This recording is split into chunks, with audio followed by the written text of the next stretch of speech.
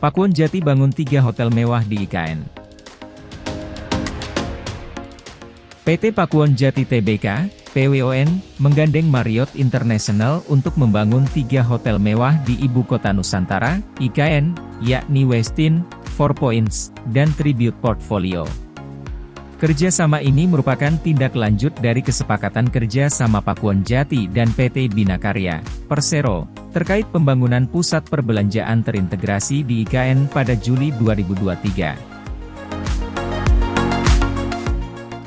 Pembangunan ini merupakan bagian dari mixed use punya Pakuwon di IKN nanti dan akan dilakukan bersamaan dengan tahapan pembangunan IKN yang sedang berlangsung, kata Direktur Utama PT Pakuwon Jati Tbk Alexander Stefanus Ridwan Suhendra dalam keterangannya, Kamis 14 September.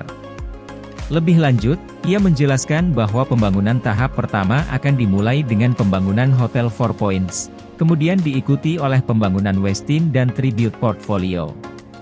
Dalam kesempatan yang sama, Presiden for Marriott International for Asia Pacific excluding China, APEC, Raja F. Menon menyampaikan, kerjasama ini merupakan proyek pertama di IKN. Pembangunan hotel ini penting bagi kami karena kami berkesempatan menjadi yang pertama kali membangun hotel di IKN bersama Pakuwon sebagai pihak yang memiliki komitmen untuk membangun hotel terbaik dari segala sisi, ujarnya. Sementara Wakil Kepala IKN Doni Rahajoe mengungkapkan, properti Pakuwon nantinya akan dibangun di lokasi yang sangat strategis, yaitu depan Taman Sumbu Kebangsaan. Sungguh sebuah kehormatan bisa bekerja sama dengan Pakuwon sebagai perusahaan properti paling top, pungkasnya. Adapun pada hari ini, hingga pukul 11 WIB harga saham PWON naik 0,44% ke level Rp452. Sebanyak 4,31 miliar saham beredar dengan kapitalisasi pasar Rp21,67 triliun. Mengutip RTI, per 31 Agustus 2023, Alexander Tedja merupakan pengendali PWON melalui PT Pakuwon Artaniga dengan kepemilikan 66,68%. Kemudian dia secara langsung menggenggam 0,02% saham PWON.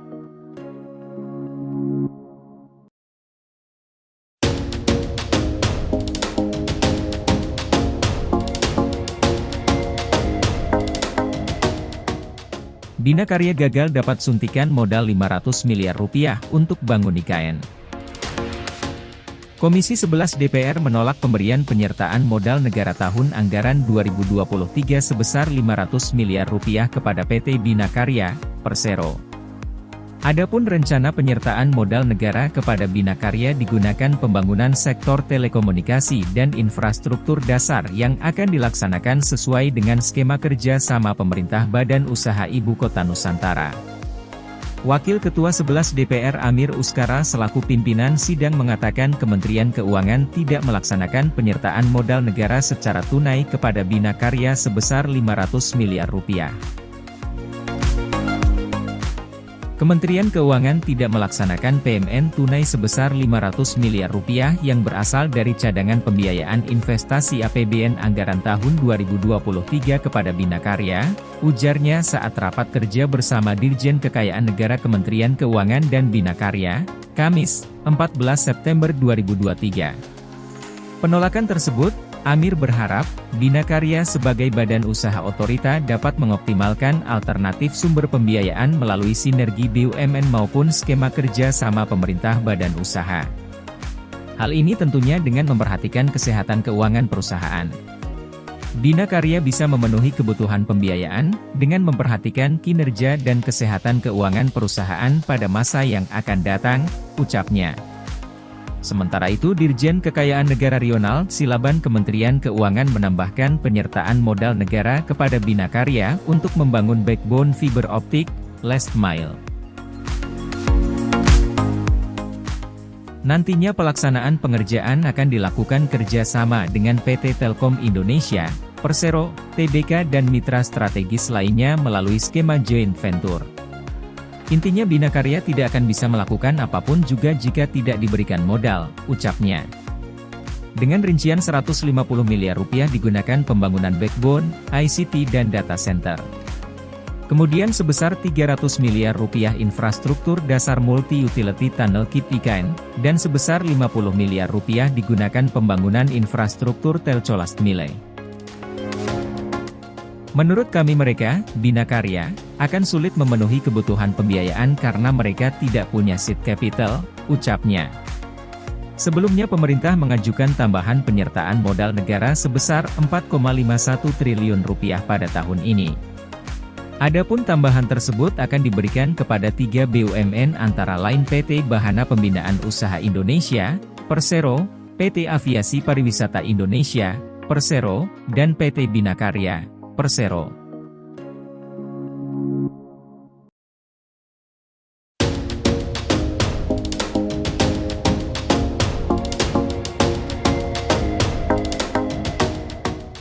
Jokowi kumpulkan menteri di istana, bahas Jakarta bukan lagi ibu kota. Presiden RI Joko Widodo, Jokowi, mengumpulkan sejumlah menteri di Istana Kepresidenan Jakarta untuk membahas draft perubahan undang-undang kekhususan pasca pemindahan ibu kota negara ke IKN Nusantara di Kalimantan. Rapat itu terpantau digelar tertutup mulai sekitar pukul 13 waktu Indonesia Barat. Menteri-menteri terlihat baru keluar istana sekitar pukul 15 waktu Indonesia Barat. Tampak pula hadir Wakil Presiden RI Maruf Amin. Beberapa menteri yang terlihat ikut rapat tertutup itu adalah Menko Polhukam Mahfud MD, Menteri Keuangan Sri Mulyani, Menpan RB Azwar Anas, dan Menteri KKP Sakti Wahyu Trenggono. Kemudian ada Menteri Dalam Negeri Tito Karnavian, Menteri Hukum dan HAM Yasona Laoli, Kepala Bappenas Suharso Mono Arfa, dan PJ Gubernur DKI Jakarta Heru Budi Hartono. Heru menjelaskan belum ada keputusan mengenai RUU kekhususan Jakarta. Dia menyebut draft aturan itu belum akan dibawa ke DPR bulan ini. Enggak, itu nanti masih dibahas sama Pak Mendagri, ujar Heru di Istana Kepresidenan Jakarta, Selasa 12 September. Terpisah, Menpan RB Azwar Anas membahas soal kekhususan perlakuan bagi ASN di Jakarta. Dia berkata akan ada perubahan di UU ASN untuk mengatur ASN Jakarta setelah ibu kota negara resmi dipindah ke IKN Nusantara. Kita lagi bersih RUU ASN sebenarnya sudah tertampung di sana. Jadi, tidak perlu lagi aturan khusus soal kepegawaiannya ya, ucap Anas. Sebelumnya, pemerintah dan DPR sepakat memindahkan ibu kota negara ke IKN Nusantara. Keputusan itu diwujudkan dalam Undang-Undang IKN yang resmi pada 18 Januari 2022. Jakarta masih menjadi ibu kota negara selama pembangunan IKN dibangun. Pemerintah memproyeksikan pemindahan ibu kota negara dimulai 2024 dan berakhir 2045. Pemerintah juga menyiapkan status baru Jakarta setelah ibu kota negara pindah IKN Nusantara. Wakil Menteri Hukum dan HAM, Wamenkumham, Edward Omar Sarif Yariej, ED, telah membawa ide tentang RUU kekhususan Jakarta ke DPR. Kebutuhan RUU ini sangat mendesak untuk segera disahkan tahun 2023. Maka dengan hormat, kami usulkan untuk dimasukkan dalam daftar prolegnas RUU prioritas tahun 2023 perubahan kedua, ucap Edi saat rapat kerja bersama Balik DPR dan DPD di Kompleks Parlemen, Jakarta, Senin 11 September.